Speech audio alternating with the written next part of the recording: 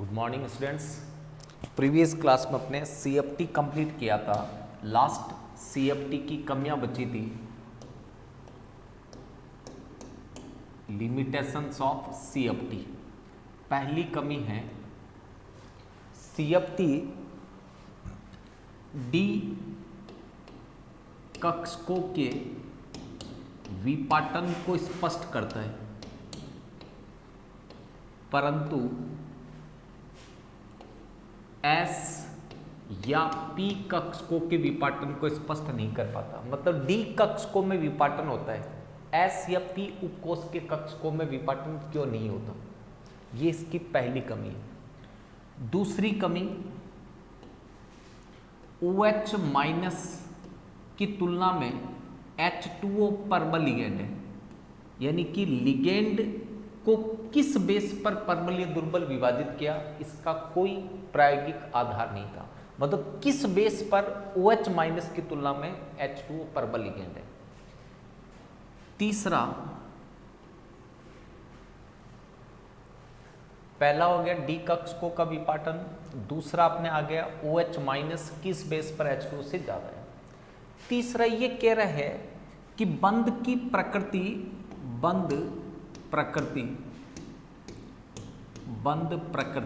आयनिक होनी चाहिए, आयनिक, जबकि 70% तो आयनिक ही होता है बंध नेचर, प्लस 30% कोवलेंट बॉन्ड सहसंयोजक प्रकृति होती है। इसको स्पष्ट नहीं कर पाया। इसने लिगेंड को बिंदु आवेश के रूप में माना। बिंदु आवेश, पॉइंट चार्ज। बिंदु आवेश एक भौतिक राशि है, भौतिक राशि है, जबकि लिगेंड एक रासायनिक प्रादर्श है, रासायनिक प्रादर्श है। इसको स्पष्ट नहीं किया। इसने लिगेंड को पॉइंट चार्ज के रूप में माना, ये डाइपोल के रूप में माना। तो पॉइंट चार्ज या डाइपोल क्या है? भौतिक राशि है, जबकि लिगेंड क्या है? रासायनिक पदार्थ। इसके अलावा इनके जो स्पेक्ट्रा वगैरह आते हैं उसको स्पष्ट नहीं कर पाया, इसलिए LFT या MOT की रिक्वायरमेंट हुई थी। ये नॉर्मल 2-3 कमियां हैं, आपको याद रखनी है। अब आपके सिलेबस के हिसाब से देखा जाए, एक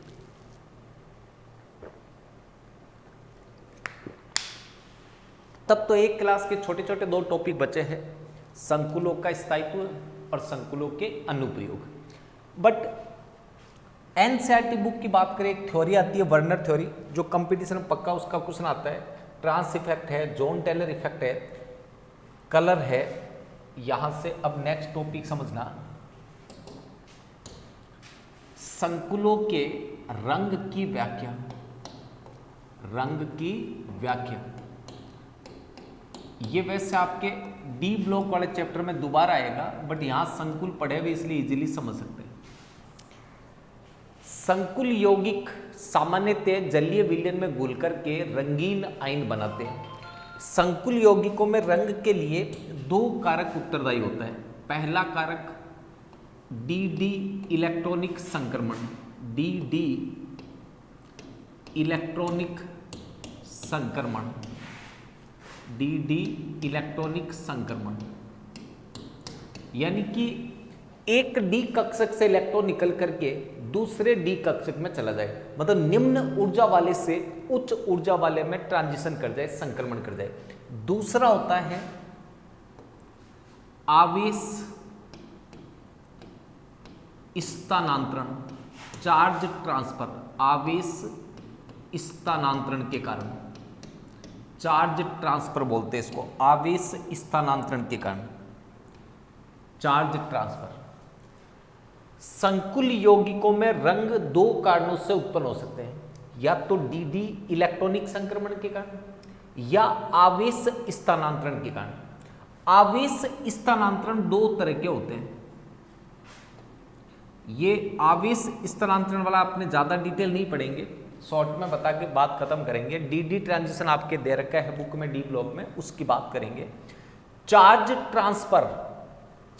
ट्रांसफर स्पेक्ट्रा, ये 2 तरह से होते हैं। पहला लिगेंड मेटल चार्ज ट्रांसफर, पूरा मतलब समझना, लिगेंड से धातु की तरफ आवेश स्थानांतरण, ligand to metal charge transfer, और दूसरा इसका अपोजिट हो जाएगा, metal to ligand charge transfer.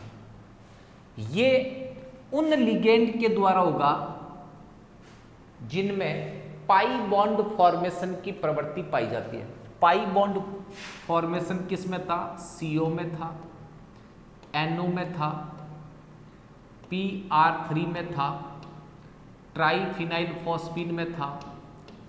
इनके अंदर अगर ये वाले लिगेंड आ गए तो जो कलर आएगा वो ligand to metal charge transfer के कारण आएगा। मतलब लिगेंड से चार्ज मेटल की तरफ जाएगा, तब मेटल से पाई बॉन्ड बनेगा इन लिगेंड की तरफ। और ये बिना पाई बॉन्ड वाले लिगेंड, जैसे मान लो OH माइनस आ गया, H2 आ गया, Cl माइनस आ गया, Br माइनस आ गया, इनके कारण होता है मेटल लिगेंड चार्ज ट्रांसफर। अब एक बात समझना, अगर रंग की इंटेंसिटी, रंग की तीव्रता पूछी जाए तो जो DD संक्रमण के कारण रंग आएगा उसकी तुलना में आवेश स्थानांतरण से जो रंग आएगा वो ज्यादा तीव्र होगा, मतलब ज्यादा गहरा होगा। इसका मतलब DD ट्रांजिशन से हल्का रंग आएगा, आवेश स्थानांतरण से गहरा रंग आएगा। आवेश स्थानांतरण दो तरह का हो सकता है, लिगेंड टू मेटल या metal to ligand. Ligand to metal कब होगा? जब ये लिगेंड आए, और मेटल टू लिगेंड कब होगा? जब ये लिगेंड आए। अब अपन पहले पॉइंट की बात करेंगे केवल DD इलेक्ट्रॉनिक संक्रमण। मान लीजिए मैं ऑक्टाहेड्रल कॉम्प्लेक्स की बात करूं, ये ऑक्टाहेड्रल कॉम्प्लेक्स में 5 D कक्षक हैं, 1 2 3 4 5। ऑक्टाहेड्रल में ये 5 D कक्षक स्प्लिट होकर के 2 भागों में विभाजित हो गए, T2Z और EZ। इस तरह से ये वाले बने निम्न ऊर्जा वाले D कक्षक T2Z, ये उच्च ऊर्जा वाले कक्षक EZ। इनके बीच ऊर्जा अंतराल कहलाता है डेल्टा O। अब ध्यान से बात समझना, अगर T2G कक्षक में, इस T2G में अयुग्मित इलेक्ट्रॉन उपस्थित हो, चाहे एक हो चाहे एक से ज्यादा हो, तो ये दृश्य प्रकाश अवशोषित करके, विजिबल लाइट अवशोषित करके, दृश्य प्रकाश अवशोषित करके इलेक्ट्रॉन T2G से EG में ट्रांसफर हो जाएगा। था किसमें? T2G में। संक्रमण करके चला कहां गया? EG में। इलेक्ट्रॉन कहां से निकला? D कक्षक से। भी ये T2G क्या है? D कक्षक की तो है। ये भी तीनों D कक्षक है, ये भी D है। D से निकला, D में गया, निम्न ऊर्जा वाले D से उच्च ऊर्जा वाले D में चला गया। यहां से यहां जाने के लिए दृश्य प्रकाश का कुछ भाग ऊर्जा का इसने अवशोषण कर लिया।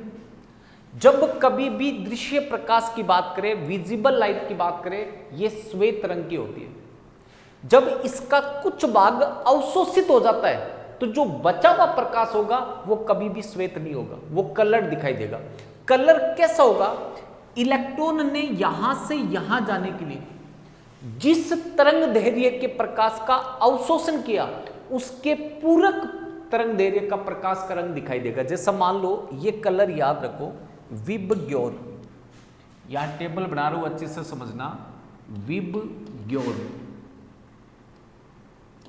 विबग्योर, इसमें से विबग्योर में से इस आई को हटा दो, ये फिजिक्स में आता है, अपने केमिस्ट्री में लेना है, अपने सीधा विबग्योर लेना है, VBGYOR। अब कलर समझना केमिस्ट्री में कौन कौन से। पहला वायलेट कलर, दूसरा ब्लू कलर, तीसरा ग्रीन कलर। यहाँ तो बैठेगा नहीं, थोड़ा ऊपर नीचे लेना पड़ेगा, यहां से लेते हैं। वायलेट, वायलेट के बाद ब्लू, ब्लू के बाद ग्रीन, वायलेट ब्लू, ब्लू पास में लेना पड़ेगा, violet blue 1 number, 2 number, 3, 4, 5। Blue के बाद कौन सा आया? ग्रीन, ग्रीन के बाद 6 नंबर, 7 नंबर, 7 पे कौन सा आ गया? येलो। 8 पे कौन सा आ गया? ऑरेंज। और 9 पे कौन सा आ गया? रेड। ये आपको एज इट इज याद रखना है विबग्योर नाम से। वी का मतलब वायलेट, बी का मतलब ब्लू, जी का मतलब ग्रीन, वाई का मतलब येलो, ओ का मतलब ऑरेंज, आर का मतलब रेड। अब यहां समझना, ब्लू और ग्रीन के बीच में 2 कलर और आएंगे जो ब्लू और ग्रीन के मिक्स होने से बनेंगे। जैसे मान लो मैंने ब्लू के अंदर हरा मिलाया, अगर हरा ज्यादा है तो उसको हरा रंग नाम देंगे, लेकिन उसमें कुछ ब्लू है तो उसे नाम देते हैं नीला हरा। यदि नीला ज्यादा है, हरा कम है, तो उसको नाम देंगे हरा नीला। हरा ज्यादा हुआ तो नीला हरा, नीला ज्यादा हुआ तो हरा नीला। अब आप ये बताओ, जैसे आप ब्लू से ग्रीन की तरफ बढ़ोगे तो ब्लू से ग्रीन में एंट्री हुए हो तो वो कैसा कलर दिखाई देगा? ब्लू ही दिखाई देगा। इसका मतलब ग्रीन ब्लू दिखाई देगा। जब आप ब्लू से बहुत दूर ग्रीन के पास पहुंच जाओगे तो वो ग्रीन दिखाई देगा। तो एक ऐसे याद नहीं रहे तो सीधा याद रखो, इन दोनों को मिला करके बनाना है ब्लू और ग्रीन से। तो यहां देखो बी आ गया, बी के पास बी आ जाए तो बी बी मिलके बी बी बन जाता है, जो दुनिया में सबसे खतरनाक काम है, इसलिए बी बी नहीं बनाना है। तो बी के पास आएगा जी, इसका मतलब यहां आएगा ग्रीन ब्लू, ग्रीन ब्लू। और जी के पास आएगा बी तो यहां बनेगा ब्लू ग्रीन। ये 2 कलर बीच में याद रखना है जो दोनों के मिक्स होने से बने। ब्लू और ग्रीन के मिक्स होने से क्या बना? ग्रीन ब्लू और ब्लू ग्रीन।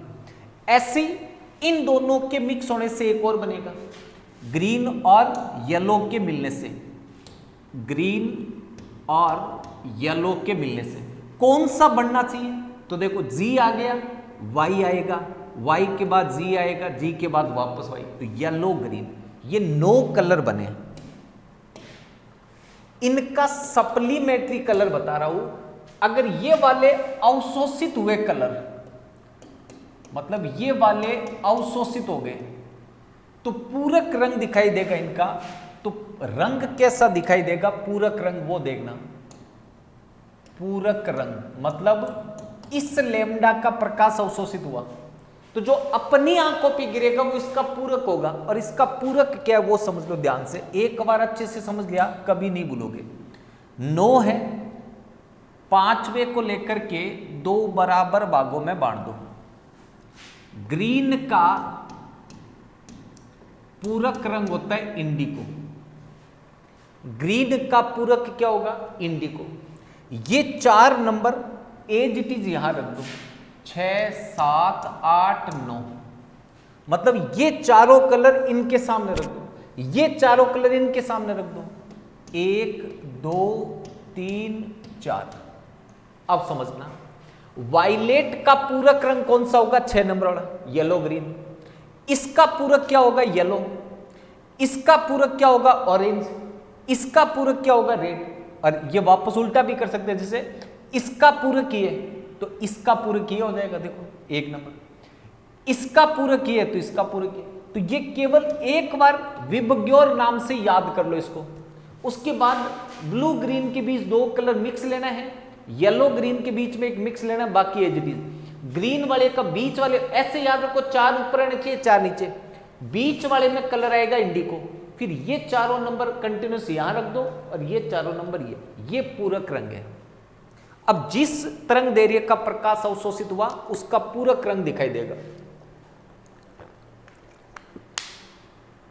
दोबारा समझना, डी संक्रमण का मतलब था कि अष्टफलकीय संकुल में डी कक्षक समान ऊर्जा के होते हैं। जैसी लिगेंड इनके संपर्क में आते हैं ये 2 भागों में विभाजित होते हैं, T2G और EG। यदि T2Z में अयुग्मित इलेक्ट्रॉन उपस्थित हो तो वो दृश्य प्रकाश अवशोषित करके Eg कक्षक में चला जाता है, जिससे बचा हुआ दृश्य प्रकाश रंगीन दिखाई नहीं देगा, अर्थात अवशोषित रंग का पूरक रंग दिखाई देगा। अब अवशोषित का पूरक कौन सा होता है? जैसे एग्जाम क्वेश्चन आया कि मान लीजिए दृश्य प्रकाश का ब्लू रंग अवशोषित हुआ तो कैसा रंग दिखाई देगा संकुल का? तो ब्लू का पूरक देख लो, ये वाला येलो। और यदि ये कह दे येलो अवशोषित हुआ तो कौन सा दिखाई देगा? ब्लू। इसमें एग्जाम्पल है, जैसे मान लीजिए ये दे दे,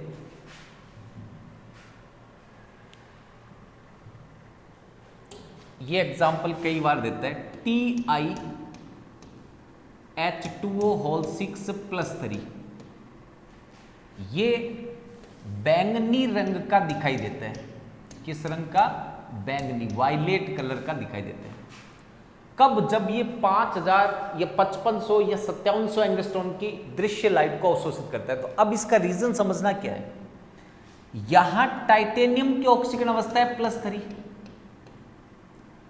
और 6 लिगेंड जुड़े, इसका मतलब अष्टफलकीय संकुल बनेगा। इसका विन्यास है आर्गन 3d1 4s0। तो D में कितने इलेक्ट्रॉन है? 1। ये 1 इलेक्ट्रॉन किस में रहेगा? T2Z में। जैसी दृश्य प्रकाश अवशोषित करेगा कहां जाएगा? Eg में, इसलिए बैंगनी रंग का दिखाई देता है। ऐसी नेक्स्ट टॉपिक समझना, ये अपने पूरा हो गया वर्नर सिद्धांत,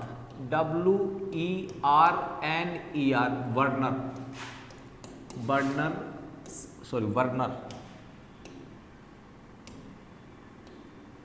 वर्नर सिद्धांत।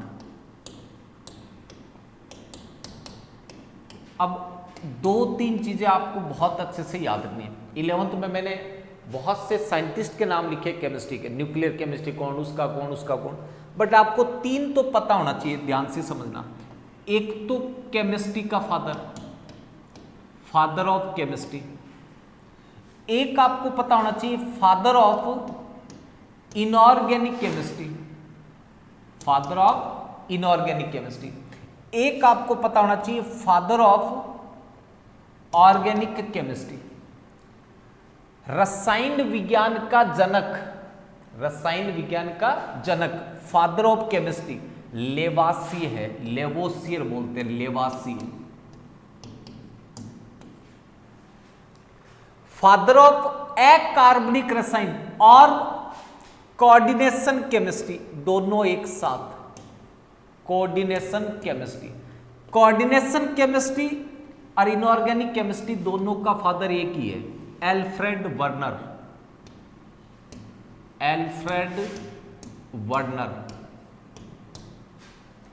ऑर्गेनिक केमिस्ट्री के फादर की बात करें तो इसका फादर है ब्रजीलियस, ब्रजीलियस। ये 3 साइंटिस्ट अच्छे से याद रखना है, चाहे कोऑर्डिनेशन केमिस्ट्री का पूछे चाहे इनऑर्गेनिक का, वर्नर लिख के आना है। केमिस्ट्री का जनक पूछे लेवासिए, ऑर्गेनिक केमिस्ट्री का पूछे ब्रजीलियस।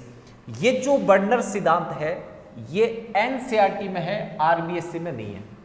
एनसीईआरटी में पहले ही पेज पे दे रखा है, जबकि अपने पता है पहले पेज में अपने यही नहीं पता कि संकुल क्या है, तो ये सिद्धांत कैसे समझ आएगा।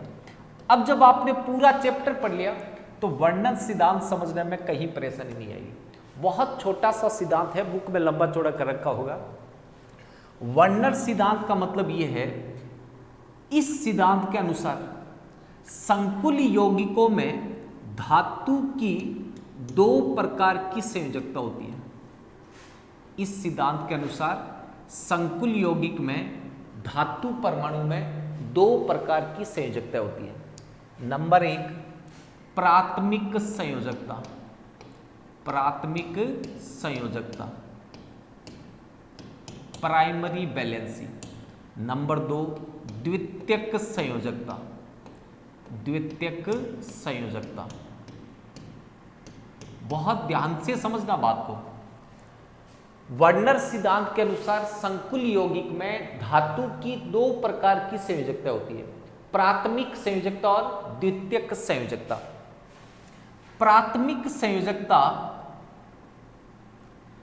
धातु के ऑक्सीकरण अवस्था, ऑक्सीकरण अवस्था या आवेश को प्रदर्शित करते हैं।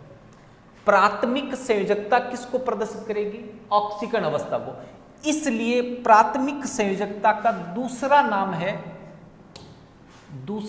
है आयनिक संयोजकता। दूसरा नाम क्या बना? आयनिक संयोजकता। मतलब जो ऑक्सीकरण अवस्था होती है वो आवेश को प्रदर्शित करता है, आवेश से आयनिक बंध बनता है, इसलिए आयनिक संयोजकता। आयनिक बंध अदिशात्मक होता है, किसी भी दिशा से आयन आके जुड़ सकते हैं, इसलिए इसको नाम देते हैं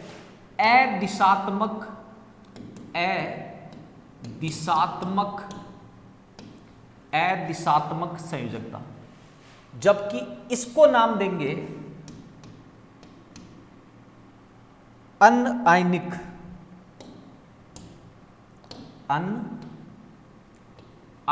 संयोजकता। अनआयनिक संयोजकता या अनआयनिक का मतलब जो आयनों में नहीं टूटे, तो ये सह संयोजक होते हैं, इसका मतलब ये दिशात्मक होते हैं।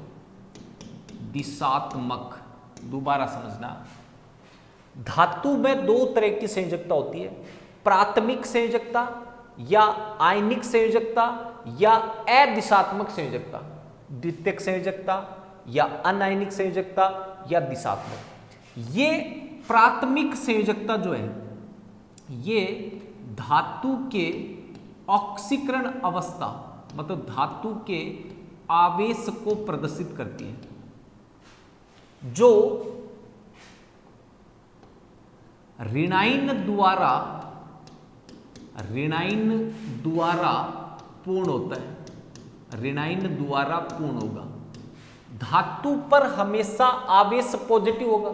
पॉजिटिव को उदासीन करने के लिए क्या चाहिए? ऋणायन। द्वितीयक संयोजकता समन्वय संख्या को प्रदर्शित करता है, समन्वय संख्या को प्रदर्शित करेगा, जो किससे पूरी होगी? लिगेंड द्वारा। वो लिगेंड उदासीन भी हो सकता है, धनावेशित भी हो सकता है, ऋणावेशित भी हो सकता है, क्योंकि लिगेंड चाहे जिस आवेश वाला हो सकता है। ये इतना ही है वर्णन सीधा। अब एग्जाम्पल समझना। मान लीजिए मैंने ये एग्जाम्पल दिया आपको, CO NH3 Cl3, ये संकुल दे दिया और ये कहा कि इस संकुल की वर्नर के अनुसार व्याख्या कीजिए। तो ऐसे समझो, इसमें कौन सी धातु है? CO। कौन सी धातु है? CO। दो तरह की संयोजकता होती है, प्राथमिक संयोजकता प्राइमरी बैलेंसी, द्वितीयक संयोजकता सेकेंडरी बैलेंसी। प्राथमिक संयोजकता किसको प्रदर्शित करता है? आवेश को। इसमें कोबाल्ट पर आवेश कितना आएगा? +3। इसका मतलब इस CO की प्राथमिक संयोजकता है +3। प्राथमिक संयोजकता आवेश को प्रदर्शित करता है जो ऋणायन द्वारा पूर्ण होता है। मतलब ये तीन संयोजकता किससे पूरी हुई? Cl से। ये तीनों Cl इसके +3 को उदासीन कर रहे हैं। अगर इस तीनों Cl को हटा दे तो यहां +3 आवेश रहेगा। इसका मतलब पूरी किससे हुई? 3Cl- से।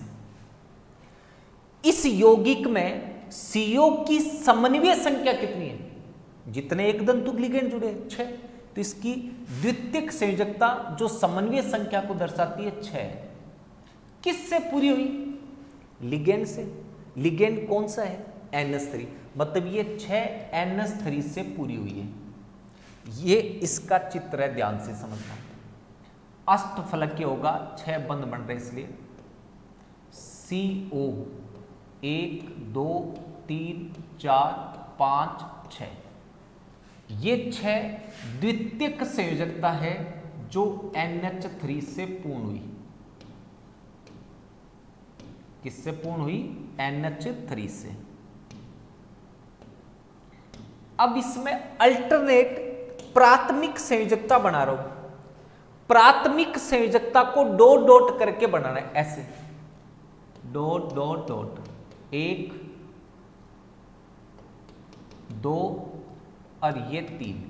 यहां मैंने 3 Cl जोड़ दिए, तो इसमें टोटल संयोजकता कितनी हुई? 9। 6 तो डार्क लाइन वाली है जो अमोनिया से पूरी हुई, जो सेकेंडरी संयोजकता है, सेकेंडरी द्वितीयक संयोजकता है, और 3 डॉट डॉट वाले हैं जो Cl से पूरी हुई, ये प्राथमिक संयोजकता है। अब इसको समझने का तरीका समझना, इसका उद्देश्य क्या था देने का। अगर मैं ये कहूं CO, NH3 एंड Cl मिलकर के संकुल का निर्माण कर रहे हैं। धातु कौन सी है?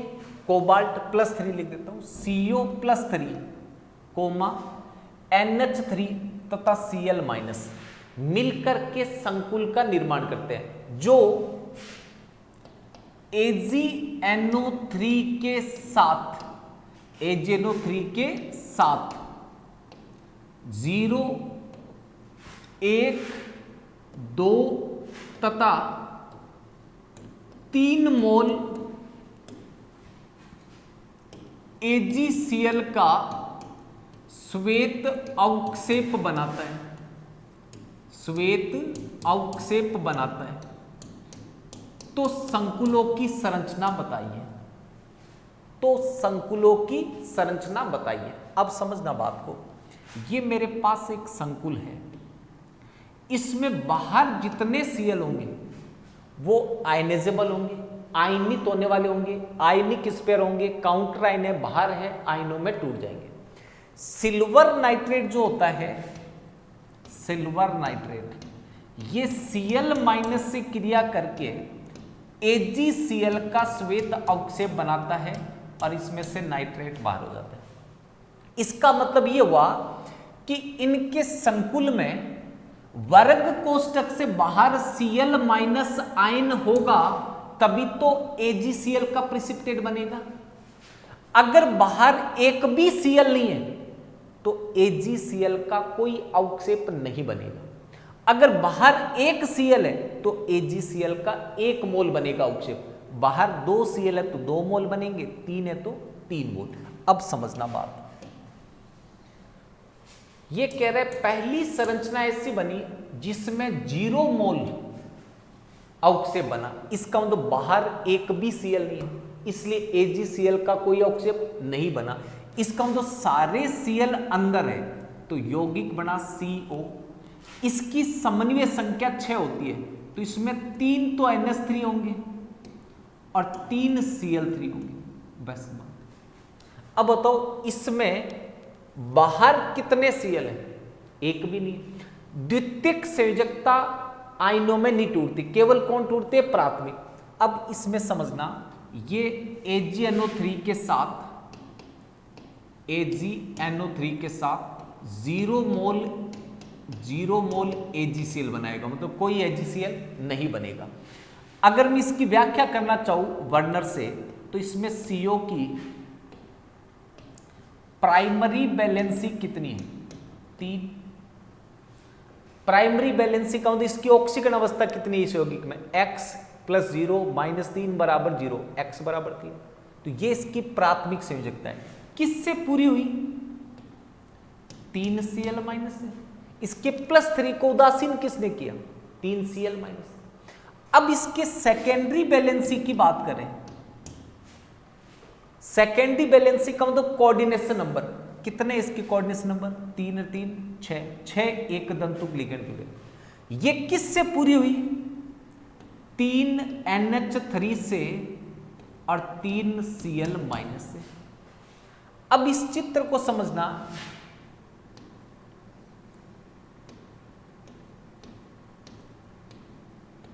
CO NH3 NH3 NH3 ये 3 Cl है। चेक करो द्वितीयक संयोजकता पूरी होगी कि नहीं होगी? 6, ये 6 पूरी होगी, 3 अमोनिया से 3 Cl से। अब जो 3 प्राथमिक संयोजकता है वो इन Cl से तो पूरी हुई है,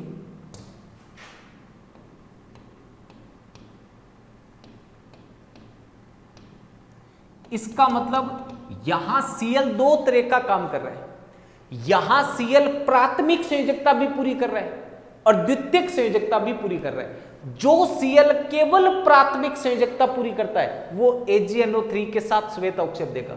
जिसने द्वितीयक संयोजकता में भाग ले लिया वो AgNO3 का प्रेसिपिटेट नहीं देगा। अब दूसरा समझना,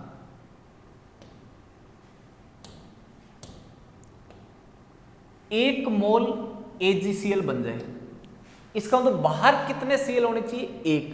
तो बाहर एक होना चाहिए, तो इसको उदासीन करने के लिए 2 Cl अंदर लेने पड़ेंगे तभी उदासीन होगा। तो NH3 होल 4 Cl2 1 Cl बार। इसको मैंने AgNO3 से क्रिया करवाई है, तो ये वाला Cl माइनस केवल प्राथमिक संयोजकता दर्शाता है, 1 मोल AgCl बना देगा। इसमें अगर मुझे व्याख्या करनी हो CO, प्राइमरी वैलेंसी कितनी है? जितना आवेश है 3, किससे पूरा हुआ? 3 Cl माइनस है, एक ये वाला 2 ये वाले। द्वितीयक संयोजकता कितनी है? 6, किससे पूरी हुई? 4 NH3 से और 2 Cl माइनस है। इसका मतलब इन 3 में से 2 Cl कॉमन है, दोनों में काम आ रहे हैं, और 1 Cl ऐसा था जो केवल प्राथमिक संयोजकता पूरी कर रहा था। ऐसी चित्र इसका बना सकते हैं। अब नेक्स्ट समझना, इसमें एक चीज है, इसमें 2 तरह के कलर देते हैं। सूत्र यही लिखा हुआ है, एनसीईआरटी बुक जो पढ़ेंगे उनको पता है, सूत्र 2 बार लिखा है ये वाला, और कलर अलग अलग लिखा है। वो अलग अलग कलर लिखने का रीजन समझना, COM मान लिया, NH3 को मैंने A मान लिया, MA4Cl को B मान लिया, B2 बाहर वाले का कोई मतलब नहीं। इसमें 2 ज्यामितीय समावेवी बनेंगे, एक सिस बनेगा, दूसरा ट्रांस। एक बार दोनों भी पास पास होंगे, एक बार दोनों भी ट्रांस में होंगे। तो अब तो जब इसके 2 ज्यामितीय समावेवी बने तो दोनों अलग अलग हो गए, तो दोनों के रंग अलग अलग आएंगे। तो अणुसूत्र तो एक ही है, लेकिन वो ज्यामितीय समावेवी होने के कारण अलग अलग कलर दिए। अब आप तीसरे वाले का बोलो, जिसमें 2 मोल AgCl बनेगा। इसका मतलब इसमें बाहर Cl 2 होने चाहिए, CO NH3 whole 5 Cl Cl2। Last वाले का बोलो, जो अभी पहले पीछे बनाया था, CO NH3 होल 6 Cl3। बात समझ में आ गई? इतना सही वर्नर थ्योरी, इसमें अब आप बता सकते हो कौन सी प्राइमरी संयोजकता है, कौन सी द्वितीयक है। और समझना, PT NH3 whole 4 Cl2, PT NH3 whole 3 Cl, PT NH3 whole 2 Cl2। Question समझना, इनमें से सर्वाधिक मोल AgCl का प्रेसिपिटेट AgNO3 के साथ कौन देगा? इनकी क्रिया AgNO3 से कराई तो AgCl के सर्वाधिक मोल किस में बनेंगे?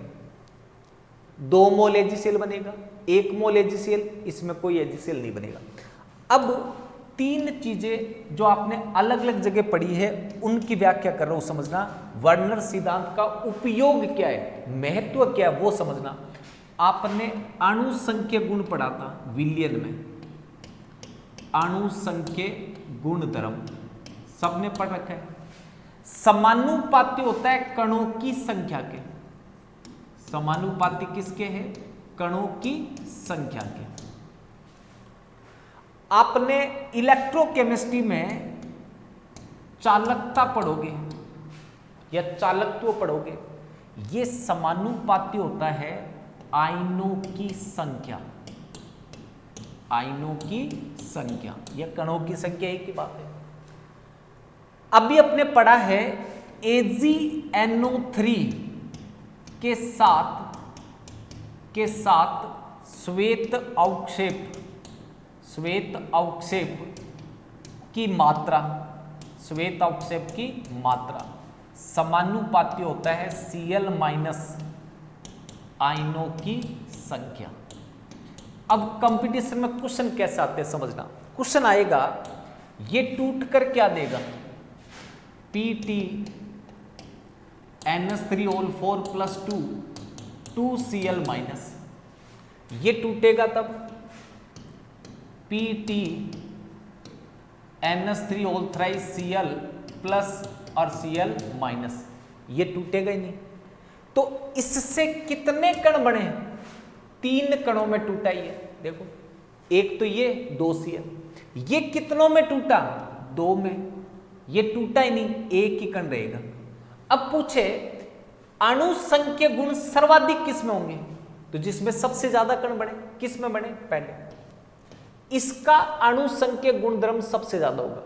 अब अणु संख्य गुण नाम से आएगा, सर्वाधिक परासरण दाब किसका होगा, इसका ही होगा, परासरण दाब अणु संख्य गुण है। सर्वाधिक वाष्प दाब का अपेक्षिक अनुमान किस में होगा, फर्स्ट में। कवतनाक उन्नयन सर्वाधिक किस में होगा, फर्स्ट में। हिमांक अवनमन सर्वाधिक किस में होगा, फर्स्ट में। चारों अणु संख्य गुण में से कोई सा भी पूछे, इसमें सबसे ज्यादा, इसमें सबसे कम। अब इस पे आ जाओ, चालकता। इसके टूटने से 3 आयन बने, एक धनायन 2 ऋणायन।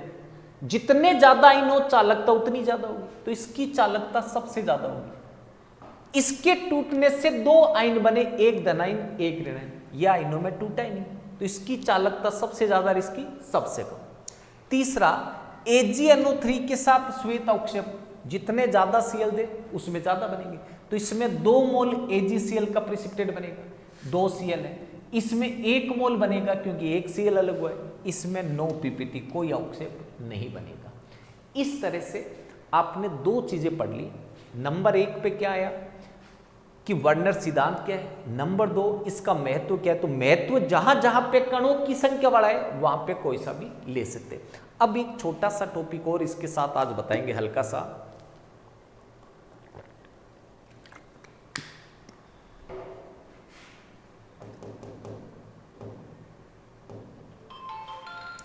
नीट 2018 में क्वेश्चन आया था, आगे भी आ सकता है, ट्रांस इफेक्ट का। किसका आया था, ट्रांस इफेक्ट। कुछ नहीं है, एक बार समझ में आ गया तो बहुत इजी है ट्रांस इफेक्ट। अगर मैं स्क्वायर प्लेनर वर्ग समतलीय संकुल के प्रतिस्थापन अभिक्रियाओं की बात करूं तो इनमें SN2 प्रतिस्थापन अभिक्रिया होगी। वर्ग समतलीय संकुल में प्रतिस्थापन अभिक्रिया कौन सी होगी, SN2। अब इसमें याद रखना है कि अगर कोई ट्रांसपोजिशन वाला लिगेंड अपने ट्रांस वाले के प्रभाव को कम करता है, मतलब उसको लिविंग ग्रुप बनाता है कि तू यहां से हट जा, वो जितना जल्दी हटेगा उतना ही जल्दी दूसरा आएगा। तो अब ऐसे समझना, ट्रांस इफेक्ट का मतलब मान लीजिए मेरे पास ये एक वर्ग समतलीय यौगिक है, यहां धातु है, यहां पे ए और बी। अब मैं चाहता हूं इनमें सी आ जाए। कौन आ जाए, सी। तो मान लीजिए इस ए ने इस बी को हटाया, अपने ट्रांस वाले को हटाया, तो ये बन जाएगा यौगिक। ये ए एज इट इज रहेगा, ये एज इट इज, ये एज इट इज, यहां बी की जगह कौन आ गया, सी। अब इसमें ऐसे बोलते हैं कि ये कंपाउंड ऐसे था, MA3B रिएक्शन की सी से यौगिक बना MA3C प्लस बी। तो ये 2 संभावनाएं हो सकती थी। एक संभावना ये हो सकती थी कि ये वाला ए हट जाता, लेकिन यही वाला क्यों हटाया, मान लो 2C कर देता। तो इसमें याद रखना है ट्रांस वाले से हटेगा, बाकी किसी जगह से नहीं हटेगा। अब इनके हटाने की जो पावर है वो आपको याद रखनी है, वो याद होगी तो सब कुछ याद है। ये पावर आपको याद रखनी है। सरू वाले ध्यान से देखना, ये वाले, ये वो है जो पाई बंद बनाते हैं। पाई बंद बनाने वालों का ट्रांस इफेक्ट सबसे ज्यादा होगा। और हैलोजन की बात करें तो हैलोजन में F minus Cl minus Br minus I minus. 11th में फायान नियम पढ़ा होगा, जिस ऋणायन का आकार बड़ा होगा उसका ध्रुवण सबसे ज्यादा होगा, तो इसका ट्रांस इफेक्ट सबसे ज्यादा होगा। तो हैलोजन में याद रखना है सबसे ज्यादा ट्रांस इफेक्ट आयोडीन का, सबसे कम किसका होगा, एफ का। ये टेबल आप एक बार अच्छे से याद कर लोगे, ये टेबल फिर हर कोई एग्जांपल दे सकते हो, कौन सा कंपाउंड बनेगा कौन सा नहीं बनेगा। अब मेरी बात समझना, अगर आपके ये क्वेश्चन आया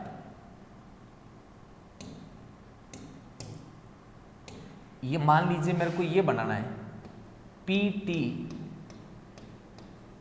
NH3O2Cl2 ये बनाना है, तो इसके कितने आइसोमर हो सकते हैं, दो, एक सिस और दूसरा ट्रांस, या तो सिस या ट्रांस।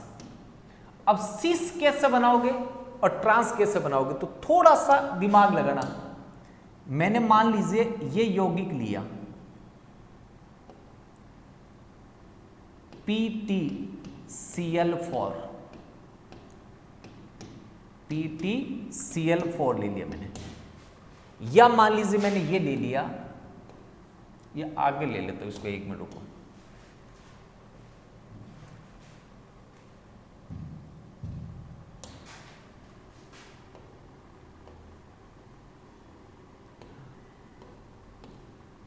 PTCl4, PT पे +2 आवेश है तो इस पूरे पर आवेश आ जाएगा -2, या मैंने ये ले लिया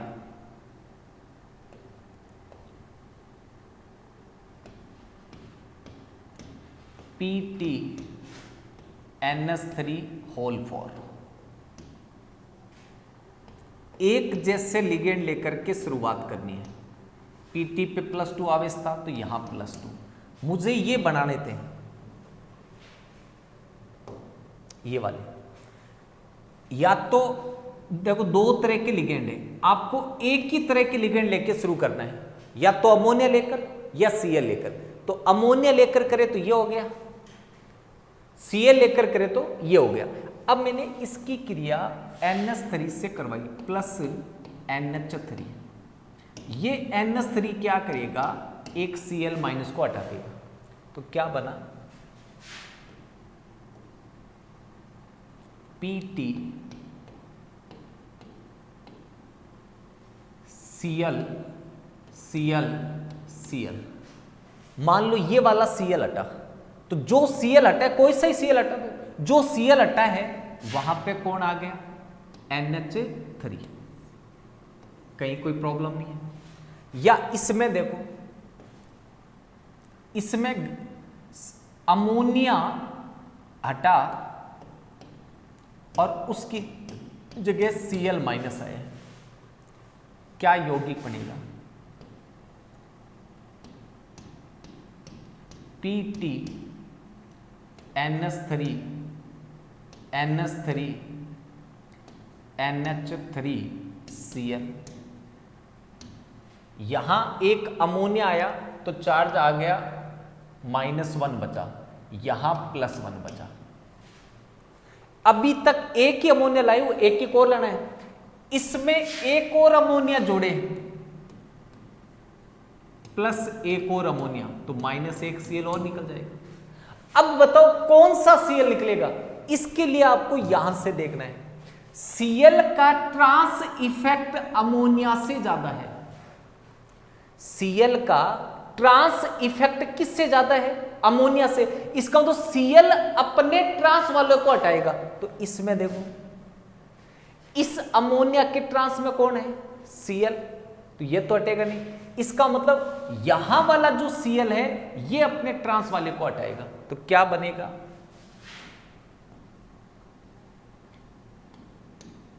PTNH3, यहां पे आ जाएगा NH3, ये Cl, अब इस पे कोई आवेश नहीं है भी, या तो यहां आ सकता था या फिर यहां आ सकता था।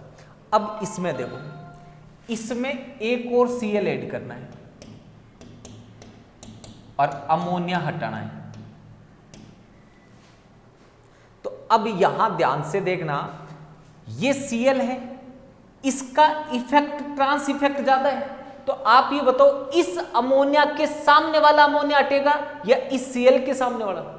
सीधा पता है Cl के, क्योंकि Cl का ट्रांस इफेक्ट अमोनिया से ज्यादा है, तो ये वाला NH3 हटेगा, तो ये यौगिक बनेगा Pt,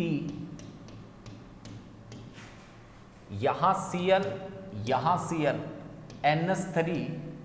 NH3, इन दोनों में डिफरेंस है, ये सिस था, ये ट्रांस था। क्वेश्चन ये आता है कि सिस बनाना हो तो किससे स्टार्ट करोगे? PtCl4 से। ट्रांस बनाना हो तो किससे स्टार्ट करोगे? ये। सिस बनाना है तो Cl को रिप्लेस करना है अमोनिया से, और ट्रांस बनाना है तो अमोनिया को रिप्लेस करना है NH3 से। लास्ट क्वेश्चन, फिर बात खत्म।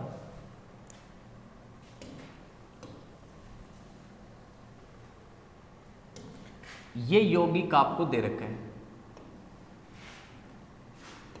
स्क्वायर प्लेनर है, ठीक है ना, PtCl, Cl, Cl, NO2 minus को N से जुड़ा है तो ऐसे लिख दूं O2N।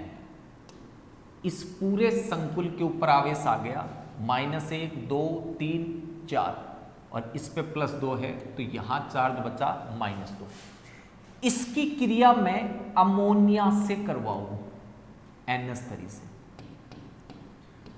तो अमोनिया क्या आती, एक Cl- हट जाएगा, एक Cl- हटेगा तो दो तरह के यौगिक बन सकते हैं, PT,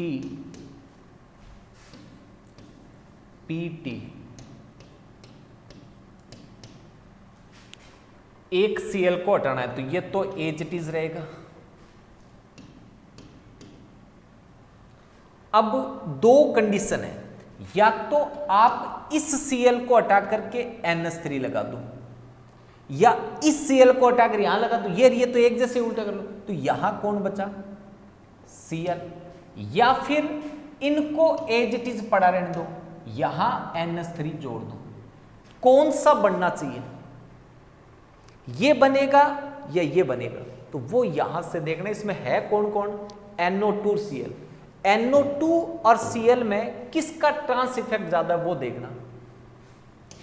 NO2 का ट्रांस इफेक्ट Cl से ज्यादा है, इसका तो NO2 के ट्रांस वाला हटेगा, तो NO2 के ट्रांस वाला अगर हट जाए, इस NO2 के ट्रांस वाला Cl हटे तो ये वाला बनेगा, इसका मतलब ट्रांस वाला समावेश बनेगा, सिस वाला नहीं बनेगा। अब अपने जब ये देते सीधा लिखते कि अमोनिया बाइंड करना है Cl लिखाना, तब अपने सोचते 3 Cl है, कोई सा ही हटा दो, कोई सा ही नहीं हटाना है, NO2 के ट्रांस वाला हटाना है। अगर मैं इसमें यहां पे सोचना पाइरिडीन दे देता, Py, और फिर NH3 लाता, तब NH3 कहां आता, तब इस Cl से ये Cl हटता, क्योंकि पाइरिडीन से ज्यादा इफेक्ट इस Cl का है, इससे ज्यादा ट्रांस इफेक्ट Cl का है, तो फिर ये Cl इस Cl को हटाता, सिस वाला बनता। तो ये नॉर्मली बस इतना ही याद रखो, ट्रांस के लिए ज्यादा से ज्यादा आपके नीट में जो क्वेश्चन आता है वो केवल इनके ऑर्डर का आता है, कि इनका ऑर्डर क्या है, कोई से भी 4 उठा करके दे देंगे कि सर्वाधिक ट्रांस इफेक्ट किसका होगा, तो ये टेबल आपको याद करके जाना। तो आज के लिए इतना काफी है। Thank you, have a nice day, God bless you.